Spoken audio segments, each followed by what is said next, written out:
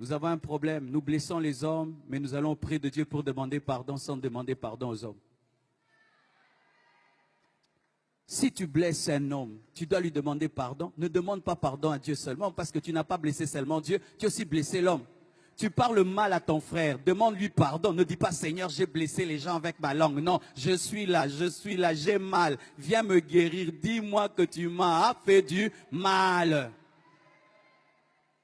Tu demandes à Dieu pardon, pardon, Seigneur, j'ai volé. Mais si tu as la voiture de voler, va rendre cette voiture. Tant que tu n'as pas restitué, Dieu ne te pardonne pas. Seigneur, pardonne-moi, j'ai pris le mari d'autrui. Dis à cet homme, rentre auprès de ton épouse, je t'ai volé. Et va chercher cette femme, présente des excuses et rends-lui son mari. Mais si tu demandes seulement pardon à Dieu, alors que tu as blessé ton prochain, ce n'est pas ça la parole de Dieu, parce qu'il y a quelqu'un qui a mal et qui a besoin que tu t'excuses. C'est facile de s'humilier devant un Dieu qu'on ne voit pas, difficile de s'humilier devant un homme qu'on voit. C'est ça le problème, l'orgueil. Oh Dieu, délivre-moi. Arrêtez cela, il n'y a pas que Dieu, il y a aussi l'homme. Quand tu fais du mal à un homme, c'est vers l'homme que tu dois aller. Tu fais du mal à tes parents, tu présentes des excuses à tes parents au lieu de faire des jeûnes et des retraites. Mais tu es tout le temps dans les prières. Jésus, guéris-moi, délivre-moi mon caractère. Non, va présenter des excuses.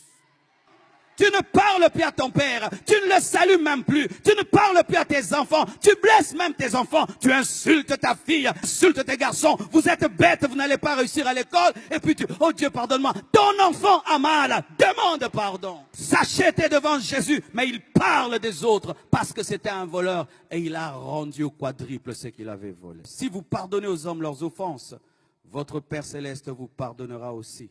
Mais si vous ne pardonnez pas aux hommes, votre Père ne vous pardonnera pas non plus vos offenses. Quand tu as des hommes prisonniers dans ton cœur et dans ta vie sent mauvais. Et quand tu dis, Seigneur, pardonne-moi, il sent une mauvaise odeur, des brebis prisonnières dans ta vie et dans ton cœur. Quelle est cette personne que tu n'arrives pas à supporter? Il suffit seulement que tu la voies. Du coup, tu es dérangé. Tu la tues même dans ton cœur, tu te dis, vis comme si je n'existe pas. Tu fais ta vie et je fais la mienne. Tu me vois et tu fais comme si tu ne m'as pas vu. Et si même je meurs, ne viens pas à mon enterrement. Tu l'as tué. Tu es un meurtrier. Quand tu te comportes envers un homme comme s'il n'existait pas, tu l'as tué et tu es un meurtrier. Et au dernier jour, Dieu t'appellera meurtrier parce que tu l'as tué dans ton cœur. Tu le rencontres, tu fais comme si tu ne l'as pas vu. Il peut être face à toi, tu ne lui parles pas. Tu l'ignores, tu es indifférent. Et certains même disent, je lui ai pardonné, mais je suis prudent. J'ai mis de la distance entre moi et lui. Mais quand Dieu te pardonne, est-ce qu'il met de la distance?